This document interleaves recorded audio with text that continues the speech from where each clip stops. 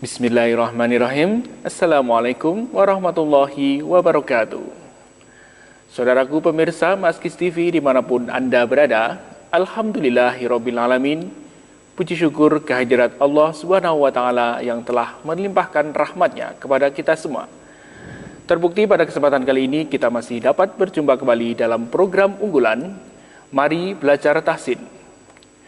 Bagi Anda yang baru saja menemukan channel ini, silahkan cek video-video kami sebelumnya. Dari awal sampai saat ini membahas semua pelajaran tentang tahsin, dari mulai makharijul huruf sampai nanti insya Allah sampai selesai. Baiklah saudara pemirsa, beliau Ustadz Usman sudah siap untuk memberikan pencerahan kepada kita semua tentang ilmu tahsin. Dari kami Maskis TV mengucapkan selamat mengikuti. Bismillahirrahmanirrahim. Assalamualaikum warahmatullahi wabarakatuh. Innal hamdalillah nahmaduhu wa nasta'inuhu wa nastaghfiruh wa na'udzu billahi min shururi anfusina wa min sayyiati a'malina. May yahdihillahu fala mudilla lahu wa may yudlilhu fala hadiya lahu. Asyhadu an la ilaha illallah wahdahu la syarika lah wa asyhadu anna Muhammadan abduhu wa rasuluhu la nabiyya ba'dah. Amma ba'd. Para pemirsa Maskis TV yang dimuliakan Allah, alhamdulillah pada kesempatan kali ini kita bisa bertemu lagi dalam rangka kita istiqomah melanjutkan kajian kita tentang tahsinul Quran, tentang bagaimana kita memperbaiki bacaan Al-Quran kita setahap demi setahap. Mudah-mudahan usaha kita ini akan bisa memperbaiki bacaan Al-Quran kita sehingga lebih ke arah kesempurnaan, walaupun sebenarnya tidak ada manusia yang sempurna, tapi kita berusaha untuk dalam hal ini, di dalam kita membaca Al-Quran, bagaimana lebih benar menurut tuntunan Rasulullah Sallallahu Alaihi Wasallam. Pada kali ini kita akan membahas tentang melanjutkan kajian yang kemarin sudah sampai pada hukum nun sukun atau tanwin. Sekarang kita lanjutkan pada hukum mim sukun. Seperti halnya di hukum nun sukun, hukum mim sukun ini juga satu hukum yang perlu kita perhatikan, yang perlu kita pahami bersama. Setelah kita mengetahui bahwa kita sudah bisa mengucapkan makhraj huruf hijaiyah secara benar, kemudian mengetahui sifat-sifatnya, kemudian kita berusaha untuk mengetahui bacaan tajwid yang kita mulai sejak kemarin dari hukum nun sukun. Pada kajian hukum mim sukun ini ada 3 kategori hukum mim sukun. Dan di sini sudah saya siapkan di papan. Di antaranya yang pertama adalah idgham mimi atau idgham mutamathilain. Kemudian yang kedua ikhfa syafawi. Kemudian yang ketiga adalah idhar syafawi. Baik, perlu kita pahami dari yang nomor 1, yaitu idgham mimi. Apa itu idgham mimi? Idgham mimi, idgham artinya memasukkan, ya. Mimi artinya mim kepada mim. Jadi kalau kita berbicara tentang hukum mim sukun, maka untuk idgham mimi ini adalah mimnya dimasukkan ke mim. Idgham mimi disebut juga mutamathilan. Kenapa mutamathilan? Karena kebetulan huruf yang bertemu itu sama sifatnya dan sama makhrajnya. Kalau kita tahu makhraj dan sifatnya sama berarti sama hurufnya.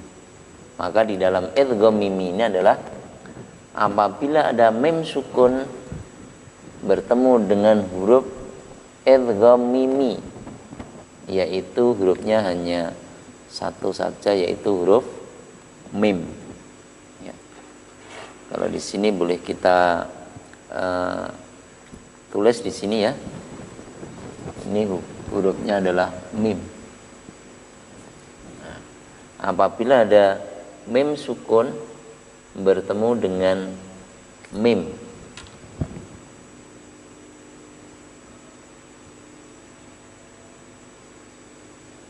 ini ya.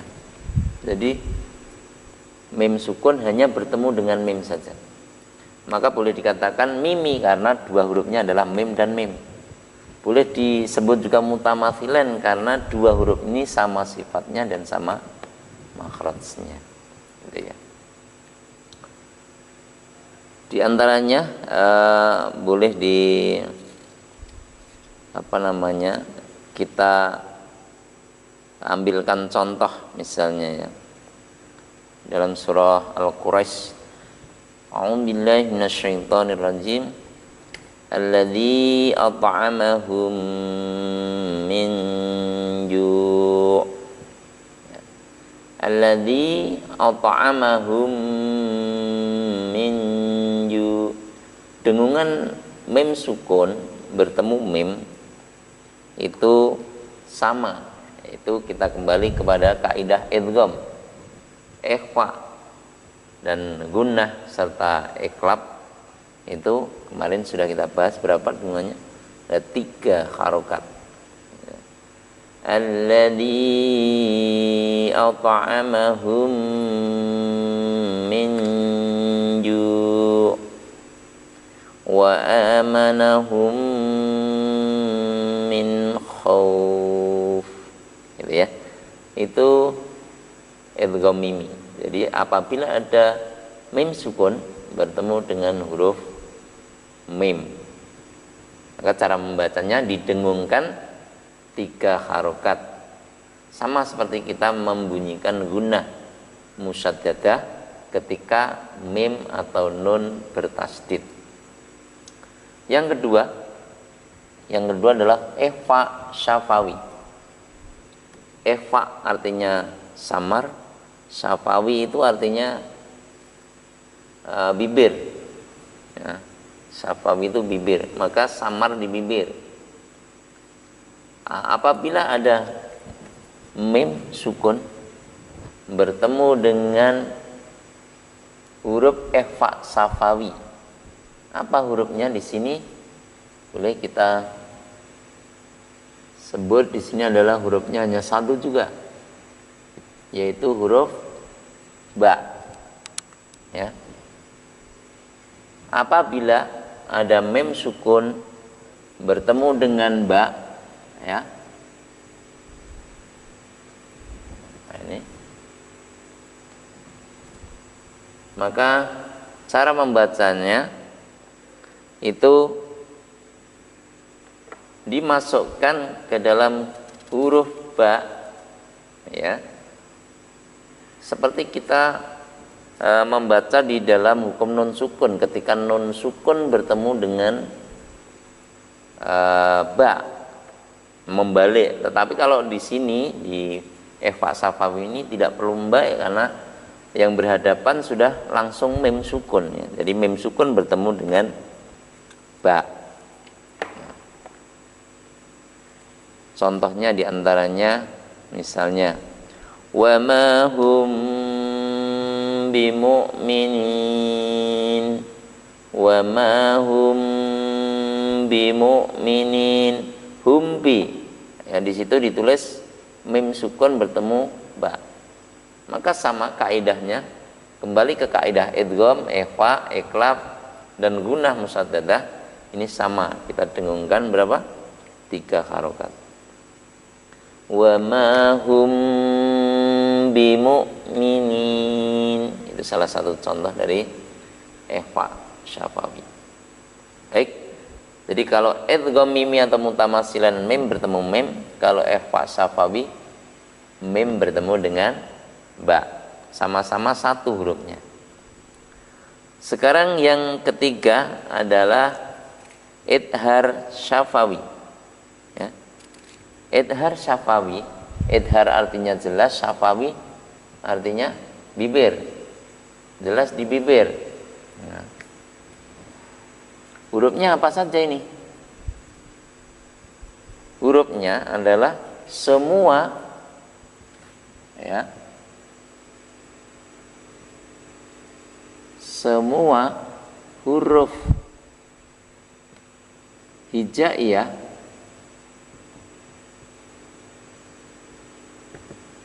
selain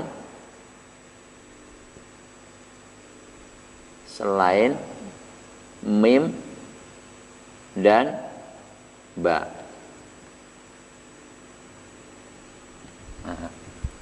Jadi hurufnya idhar syafawi ini paling banyak. Semua huruf hijaiyah selain mim dan ba, karena huruf mim ini punyanya idgham mimi dan huruf ba punyanya ikhfa syafawi. Jadi lebih mudah kita mengingatnya ketika kita mengetahui idgham mimi itu cuma mim, ikhfa syafawi cuma ba, maka idhar syafawi semua huruf hijaiyah selain kedua huruf itu. Itu ya. Dan di dalam bacaan Al-Qur'an ini banyak sekali kita temui nanti bacaan idhar syafawi ini, karena memang hurufnya paling banyak. Setiap ada mim sukun bertemu semua huruf hijaiyah selain mim dan ba, maka dia masuk ke hukum idhar syafawi.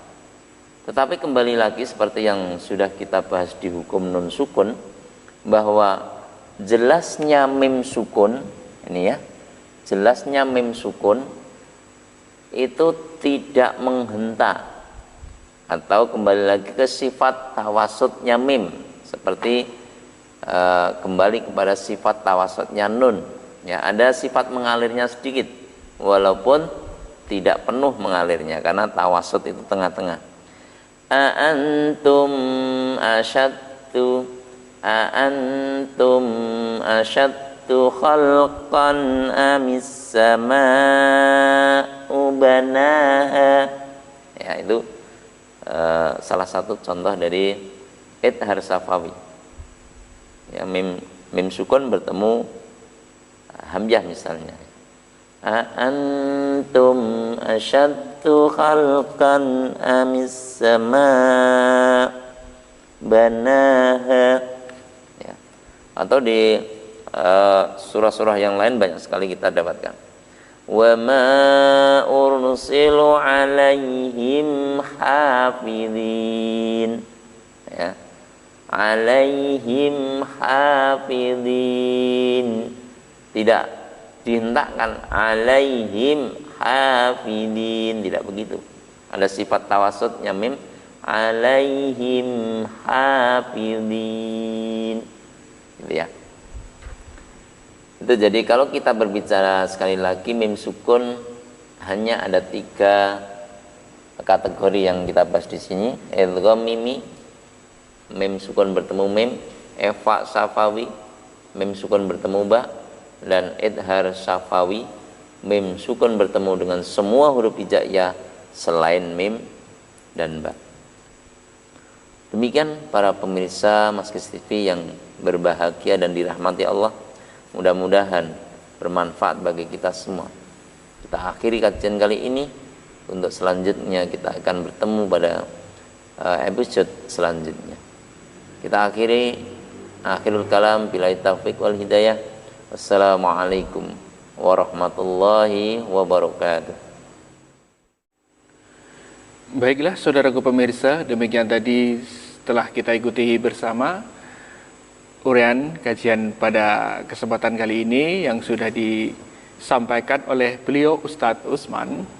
Semoga memberikan manfaat bagi kita semua, menambah khasanah keilmuan kita tentang pelajaran tahsin.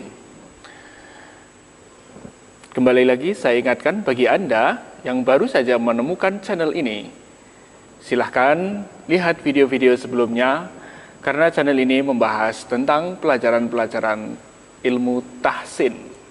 Nah, dan jangan lupa silahkan tekan tombol subscribe dan juga aktifkan tombol notifikasinya agar Anda diberitahu atau dikabari ketika channel ini upload video tentang pelajaran tahsin. Baiklah saudaraku pemirsa, dan akhirnya sampai di sini perjumpaan kita kali ini. Sampai jumpa di episode selanjutnya. Wabillahi taufiq wal hidayah. Wassalamualaikum warahmatullahi wabarakatuh.